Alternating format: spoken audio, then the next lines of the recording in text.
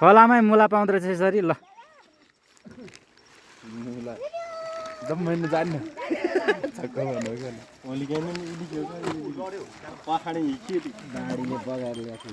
मुला चाहिएको छ भने तँ सम्पर्क गर्न होला एकदम 1 पिसको 100 रुपियाँ ल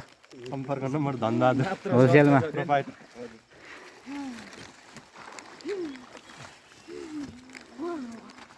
त्याग गर्नै आउँदैन